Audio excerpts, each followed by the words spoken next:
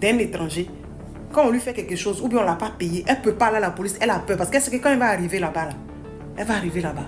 Celui qu'elle est partie à lui, l'étranger, il aura raison. Elle, la limite, on peut l'enfermer là-bas. Parce qu'il peut mentir sur elle, vu que c'est ce qu'ils savent faire. Alors vous, nos parents, là, qu'est-ce que vous faites pour nous? On ne peut pas parler. Ça n'a qu'à rester dans notre gorge, on va mourir avec. Faites à cause de Dieu. Vous êtes nos parents. Vous êtes nos parents. On n'a qu'à aller demander parents ailleurs. C'est vous notre parent. On n'a pas deux nations, on a une seule nation. Et c'est vous qui êtes à la tête. Alors s'il vous plaît, moi je vous demande pardon. Écoutez nos cris de cœur et arrêtez de nous menacer. Parce qu'on a l'impression que tout ce qu'on dit, vous nous menacez. On souffre. On a souffert au Liban. On a pleuré tous les nuits jusqu'à qu'on arrive dans notre propre pays. Ils ne peuvent pas venir sur la terre de nos ancêtres, nous menacer. Et disent qu'ils ont plus de droits que nous dans notre propre pays. Non. C'est pas possible. Quel que soit ce que tu es étranger et tu demeures étranger. Tu n'es pas chez toi. Ce n'est pas parce que je suis dans ce royaume, je paye les impôts, je travaille ici, que demain, quand ils auront leur problème, je vais mettre ma bouche dedans. Ça ne me regarde pas. Je ne suis qu'une étrangère dans leur pays. Donc, quel que soit leur problème politique, ça ne me regarde ni de près ni de loin. Je ne mettrai jamais ma bouche dedans. Ça ne me regarde pas. C'est une histoire entre un père et ses enfants. Ça ne me regarde pas, je ne mets pas ma bouche dedans. Pour qui, de quel droit même je vais mettre ma bouche dedans? Ça ne me regarde pas. Même si j'ai les papiers, ça ne me regarde pas. C'est entre père et ses enfants. Donc ma gueule, je ne vais pas mettre dedans. Alors que chacun reste à sa place. Moi là, tout ce que j'ai à faire, c'est de gérer mon magasin, chercher mon argent. Le jour où je suis fatigué, je rentre chez moi. Point, ça s'arrête là. Je connais ma place. Et c'est ce qu'on demande dans nos pays aussi. Ils n'ont qu'à apprendre à nous respecter. C'est un crime? Non. C'est une simple demande qu'on a fait. C'est pas un crime, on n'a pas commis de crime. Alors s'il vous plaît, chacun n'a qu'à connaître sa place. Parce que oui, on parle sur les réseaux. Mais si vous ne nous aidez pas à faire entendre nos voix, Dieu seul sait ce qui peut arriver demain. Parce qu'à force de...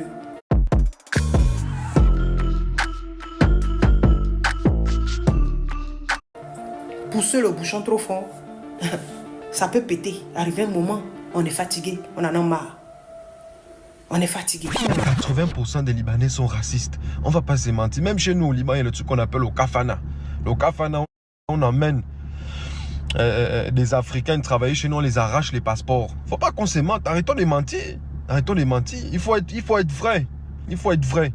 Moi-même, je suis là, je suis Libanais. Je suis là, je m'affiche même. Et j'affirme ce que je suis en train de dire. M'en fous de vous. M'emmenez nulle part. Je vois récemment là des vidéos là en Côte d'Ivoire que les Libanais ont des quartiers pour eux-mêmes. Ils ont des mosquées pour eux-mêmes. Je ne sais pas. Qu'est-ce qui ne va pas? Il faut aussi quelqu'un de la communauté libanaise qui est en Côte d'Ivoire sortir sur les réseaux pour dénoncer aussi certains faits de nos propres cousins libanco. Quand vous enceintez les femmes à gauche, à droite, soyons véridiques, on ne va pas se mentir. Quand vous enceintez les femmes à gauche, à droite, pour amener l'enfant au Liban, c'est les problèmes. Pour reconnaître l'enfant que c'est ton enfant métis qui est là, c'est les problèmes. Pour payer le lait, les trucs pour l'enfant, c'est les problèmes. Pour te présenter devant la belle famille, c'est les problèmes. Mais pourquoi c'est mentir?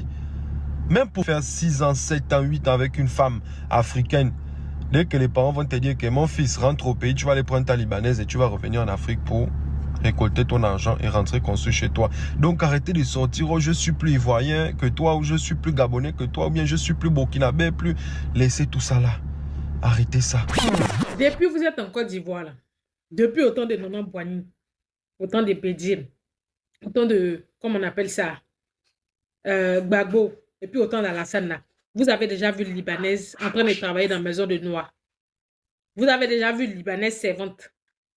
Vous avez déjà vu le Libanaise femme de ménage, ou bien nounou. Celui qui a déjà vu, là, il n'a qu'à venir. Moi, il a compté 100 000 francs pour lui donner. Parce que moi, il n'a jamais vu ça. Il y a des gens qui n'ont rien chez eux. Au Liban, il n'y a rien, c'est la famine. C'est la famine. Mais chez nous, où il y a tout là, c'est nous, on travaille pour des gens qui n'ont rien. Vous voyez comment la vie est bizarre? Vous voyez comment la vie est bizarre? Des gens qui n'ont rien dans leur maison chez eux. Maintenant, ceux qui en ont chez eux, là, c'est eux qui travaillent. C'est que, normalement même là, 40 000 francs même là, tu ne devais pas aller travailler dans la maison de quelqu'un, mais 40 000 francs. Si ce n'est pas parce que l'homme est serré. Les ressources que la Côte d'Ivoire a là, si ce n'est pas parce que l'homme est serré là, 40 000 francs, ça va faire quoi qui? Ça va faire quoi qui? 40 000 francs. À là où on est arrivé, où la vie est devenue chère, 40 000 francs, ça a fait quoi à quelqu'un? C'est parce que les gens sont serrés, qui se retrouvent dans les maisons des Libanais. C'est parce que la population, c'est-à-dire que la population souffre, elle est livrée à elle-même. C'est pour ça que les gens se retrouvent dans ces situations-là. Aller travailler dans la maison de quelqu'un jusqu'à qu'on crache sur toi, mais tu ne peux pas partir, tu es là-bas. C'est l'hôpital qui se fout de la charité. C'est l'hôpital qui se fout de la charité. Ça fait pitié. Ça fait pitié de voir toutes les ressources qu'on a. Et puis, on est pauvre. On se promène dans la maison de ceux qui n'ont rien pour travailler. Aujourd'hui, on nous piétine. Aujourd'hui, là, on nous regarde qu'on crache sur nous. On donne raison à qui? On va donner raison à qui? Aujourd'hui, l'Ivoirien, même là, chez lui-même à la maison, il fuit sa maison. Sa maison qui est remplie de richesses là. Il fuit sa maison pour aller dans d'autres pays. Ce n'est pas vous, les Libanais, là. C'est nos dirigeants qui nous ont mis dans tout ça. C'est nos dirigeants qui nous ont mis dans tout ça. Ce n'est pas vous. Mais tout ça, là, ça va finir bientôt. Bientôt, ça va finir. Bientôt, là, ça va prendre fin. Il a dit, lui, il dit, même école française à Cocody, là même, il y a plein de noirs là-bas. Mais il a dit, même ici, même en France, ils n'ont pas qu'à débrancher. Si tu veux brancher, il faut aller chez toi. Toi, tu as immigré, c'est toi qui as donné tes lois, tu vas venir commander les gens sur leur pays, dans leur pays. C'est en Côte d'Ivoire, on voit ça. C'est en Côte d'Ivoire, là, on voit ça. Ici, en France, ils n'ont pas qu'à débrancher. Arabe est dans la même classe et un noir, africain noir. Il est dans la même classe avec haïtien. Il est dans la même classe avec coréen. Il est dans la même classe avec tout le monde. Il n'a pas qu'à débrancher. C'est en Côte d'Ivoire, on vous a trop laissé. On vous a trop laissé. Et puis, ce n'est pas votre faute. Nous-mêmes, ce n'est pas notre faute aussi. C'est la faute aux dirigeants. Mais il dit, ça a fini bientôt. Maintenant, il y a portable, il y a Internet. Dès qu'il y a un petit truc net, là, les gens déposent leur téléphone, ils dénoncent. Les gens déposent leur téléphone, ils dénoncent. Moi, je dis, toutes les filles qui ont travaillé dans la maison des Libanais en Côte d'Ivoire, qui ont vécu, c'est-à-dire qui ont vécu des choses. Est-ce que vous savez que les Libanais, là, les nounous, là, que vous voyez, les nounous que vous voyez comme ça, là, Monsieur Mougou, les nounous, est-ce que vous savez ça? Vous savez, les nounous qui travaillent, les petites filles qui travaillent 16 ans, 15 ans, 17 ans qui travaillent là, les messieurs là, les mougous, sans que madame ne sache. Il dit, ce sont des gens qui n'ont pas bon fond. Ce sont des gens qui sont maudits, ceux-là. Il n'y a plus maudits que ceux-là. Attire à soi salué. Dans cette histoire des Libanais, je vais répondre ici aux lâches, aux ennemis de la révolution ivoirienne face aux Libanais et face bien évidemment au gouvernement de la Ouattari. Arrivé à un certain moment, je pense qu'on doit porter tous nos responsabilités face à cette tyrannie qui nous maintient dans cette précarité en Côte d'Ivoire. 1. John Mickey Bala, il faut que tu saches une chose. Et j'en appelle aussi à tous les communicants et les activistes et influenceurs. Cette lutte des Libanais, si vous n'êtes pas assez courageux, fermez-la et laissez les gens qui sont courageux et déterminés continuer la lutte. À partir d'aujourd'hui, et je dis à partir d'aujourd'hui, je ne lutte pas pour le président du GPS, qui est Guillaume Kibafori Soro. Je ne lutte pas pour le GPS. Je lutte pour la Côte d'Ivoire. Je lutte pour l'Afrique. Il faut que ça soit bien clair. Je ne lutte pas pour un parti politique. Je ne lutte pas pour un leader politique. Je lutte pour la Côte d'Ivoire. C'est très important. Je vais continuer. J'ai un boss. Oui, j'ai un boss. Et la branche que j'ai attrapée, c'est la branche la plus solide. Mon boss, c'est celui qui a créé les 7 cieux. C'est celui qui a créé les 7 terres. Il s'appelle Allah. D'autres l'appellent Miamien. D'autres l'appellent God. D'autres l'appellent Dieu. Moi, je suis musulman, je l'appelle Allah. John Mickey Bala, il faut bien ouvrir tes oreilles pour comprendre. Ouvre tes oreilles pour m'entendre. Toi et Ahmed Chala, et les Nina la Lyon, etc. Dans un combat, quand vous n'avez pas les couilles pour avoir une position que vous soutenez l'ennemi d'une façon ou d'une autre, vous êtes contre la nation ivoirienne. Parce que vous pensez que quand on dit faire de la politique, c'est du jeu. Vous avez les couilles pour parler de Ouattara. Vous avez les couilles de parler du gouvernement de Ouattara. Mais quand il s'agit des Libanais qui ont financé la rébellion, qui ont financé les élections pour que Ouattara dia les Ivoiriens, vous n'avez pas le courage de parler des Libanais. Dieu a donné une preuve aujourd'hui où on trouve Hassan Hayek avec le coupé de tendon des Ivoiriens. Et vous avez encore le courage d'aller soutenir Hassan Hayek. C'est que vous, là, vous n'êtes pas opposant. Vous voulez manger seulement. C'est la politique du ventre vide. Et je dis et je répète, tous ceux ou celles, c'est pas une menace, mais tous ceux ou celles qui vont bien évidemment un jour se mettre sur notre chemin face à ce combat-là, ils vont nous trouver sur leur chemin. Parce que nous, on a peur seulement de Dieu. On n'a pas peur de quelqu'un d'autre. On a peur de Dieu. Et celui qu'on appelle là, c'est celui qui donne la vie. C'est celui qui donne la mort. Comme le dit un proverbe russe, un homme qui doit mourir dans un vol ne peut pas mourir en guerre, ni par noyade. Carrément, une aussi, c'est dans André, faisait cache-cache un râteau auquel elle était enfant là. C'est vilain dans là. L'autre aussi, elle est bien beau comme ça, on dirait un tout paille. Les deux là, ouais, depuis t'es ivoirien là, tu as fait cap la Côte d'Ivoire. Depuis t'es ivoirien là, tu as fait cap la Côte d'Ivoire. Vraiment des bandits quoi là. Moi, il y a une idée qui est venue. Est-ce qu'on va pas mettre tous ceux ensemble? On va payer leur transport, ils vont aller faire ne serait-ce que 2 mois au Liban. 2 mois seulement au Liban. Et puis on va le voir un peu, ils vont sentir un peu la douleur. Là qu'ils vont revenir, là, on voit si dans on dirait râteau, ça ne serait pas redressé quelque part là-bas. Un comportement de sauvage qu'on a, il faut que tu partes un peu au Liban pour sentir ça. Allez, d'après toi, là, tant que tu n'as pas repéré au coin, là, tu ne répéter, à de chanter derrière celle-là. C'est-à-dire, d'après vous avez eu Blanche, comme Blofouet. Vous l'avez eu, donc c'est fini. Voilà, il faut qu'on la soutienne jusqu'à la fin. C'est pourquoi il tout chante son nom. Oui, t'es Libanais, oui, depuis t'es Ivoirien, t'as fait comme la Côte d'Ivoire. Depuis t'es Ivoirien, t'as fait comme la Côte d'Ivoire. Restez là, n'utilisez pas votre cervelle là. Restez là.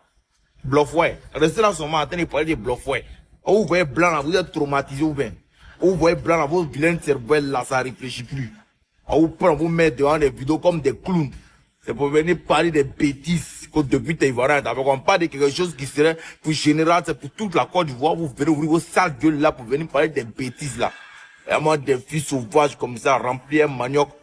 Non, ce là c'est pas manioc, c'est ignam. Remplir un ignam mona. Cervelle tordue. Venez s'asseoir pour raconter des bêtises. Vous êtes les repères des Libanais ou bien. Ne réfléchissez pas, hein, asseyez-vous seulement. On doit payer transport pour tout cela. Même Makoso, voilà, on a un autre bâtard aussi, qui a son vilain nez, on dirait un homme, quel que soit, comment tu vas lui faire photo. Capture d'écran, essayez, hein. Essayez capture d'écran, Makoso, le petit frère de Jézabel. Quel que soit, quel genre de photo t'as fait, lui, viens. Tellement il est crasse. C'est un gros nez, là. Lui a dit, c'est dans, on dirait, un requin qui a perdu son chemin, là. Voilà un autre aussi. Vous tous, on doit vous mettre ensemble. Toi, Marcos, on doit mettre toute ta famille là, tes enfants, on doit les mettre tous. Tu allais les mettre en Europe, non? Pour qu'ils n'aient étudié. Faut les faire partir au Liban. Ils vont l'étudier là-bas pour 2 mois seulement. Elle, les 2 filles, elle est dans le truc là. Allez-y, rassemblez-vous, vous allez partir pour 2 mois au Liban. Puis vous allez sentir un peu l'odeur des Liban. Comment ça est? Vous allez aller sentir un peu. Tout le monde est étranger sur les terres. Vous n'allez pas nous dire non, oui, pourquoi ils vont là-bas? Parce que si vous nous dites pourquoi ils vont là-bas, pourquoi ces personnes vont là-bas là? Pourquoi aussi les enfants de Makoso n'étudient pas en Côte d'Ivoire, ils vont étudier en Europe? C'est parce que chacun peut partir dans un autre coin, dans un autre pays. Pourquoi les Libanais sont chez nous en Côte d'Ivoire? Pourquoi ils veulent devenir maire? Pourquoi ils veulent vivre là-bas? Oui. Donc c'est pourquoi là, c'est pour dire on peut aussi partir chez eux. Donc comment on peut partir chez eux là? Faites camion, dites-nous combien vous avez besoin. Nous on va cotiser sur internet ici pour payer vos transports. Les enfants de Makoso et puis les 2 filles là, c'est qu'en dedans on dirait quelque chose qui est courant là. On va les mettre tous ensemble. Ils vont partir faire 2 mois au Liban. Là, on va voir de quoi ça se traite le Liban. Ceux qui voyagent là, en Arabie Saoudite, en Libye, en Algérie, en Tunisie, et allez voir comment nos enfants souffrent.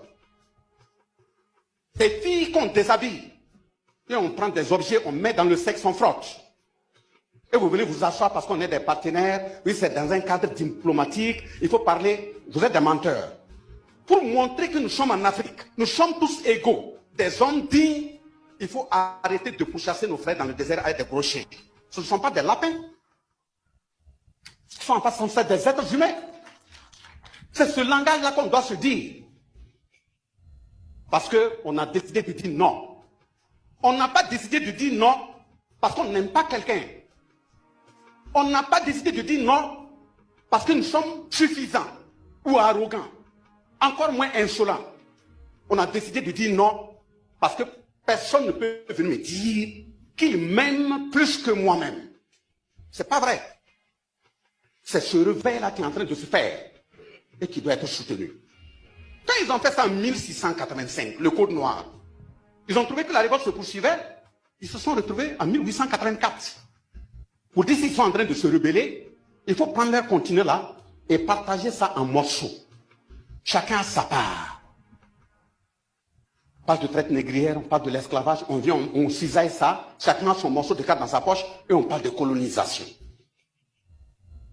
Et après, maintenant, on passe à une autre étape qui est décolonisation, dont les indépendances. Je viens de vous montrer que ce ne sont pas des dates d'indépendance.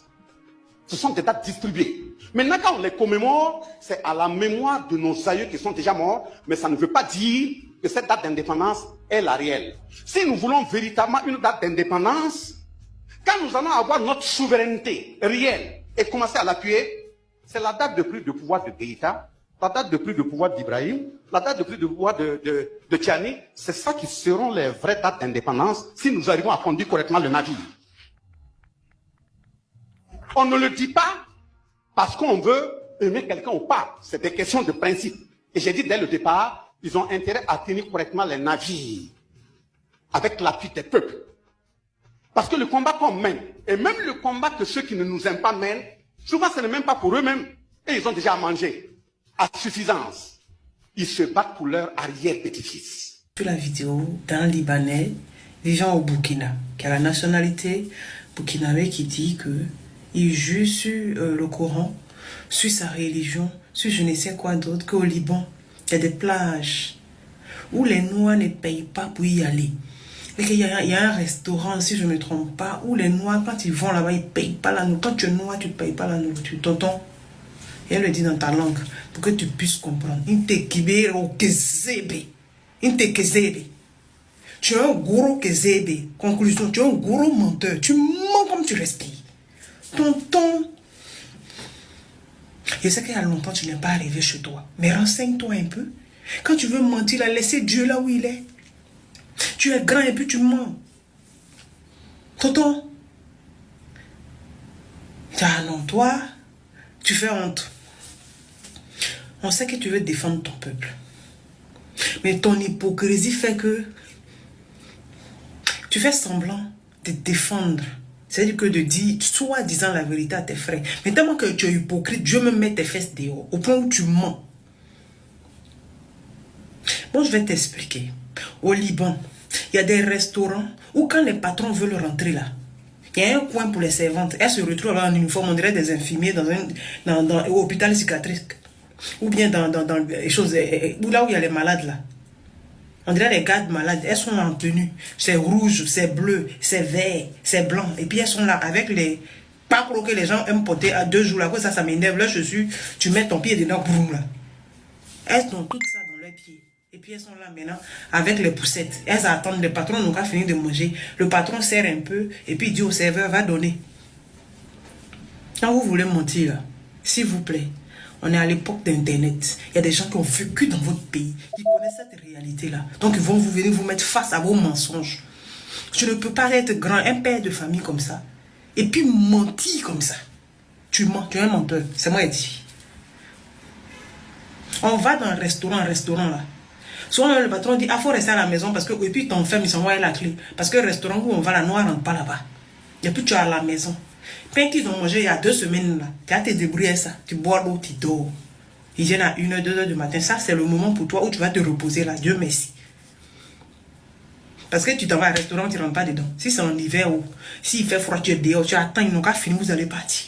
Donc tu es pressé, mais ils n'ont qu'à vite finir. C'est là, ça, le temps là dure. Donc tu mens pourquoi, au fait? Tu mens pourquoi? Tu as honte de dire que les gens sont mauvais dans ton pays. Parce que tu penses qu'ils vont savoir que toi aussi tu es mauvais, que tu es hypocrite. Parce qu'il n'y a pas plus d'hypocrite que vous. Pourquoi tu fais ça? Au fait, moi, ce qui me fait mal dans votre hypocrisie, là, c'est que quand on fait des vidéos pour dire il y a telle chose qui s'est passée au Liban, les Noirs souffrent là-bas, vous ne dénoncez jamais. Mais une fois qu'on commence à parler de vous, votre image, vous tenez tellement votre image de menteur, d'hypocrite, d'égoïste, d'ingrat là. Dès qu'on parle de quelque chose, vous sentez que ça va toucher à votre business net. Vous sortez, vous commencez à l'ouvrir et puis vous racontez que des bobards. On peut être grand. En plus, tu es chauve. Mon ex me disait un homme chauve là. Si tu vois un homme chauve, il faut te méfier de lui. Mais en fait, quand je vois tes vidéos, le gars, il n'a pas menti. Il ou à Pakuro et puis il vit où. Pourquoi tu fais ça? Vous allez continuer de souffrir, être des réfugiés dans le pays des gens. Et puis lutter nationalité des gens. Moi, il ne peut pas lutter nationalité de quelqu'un.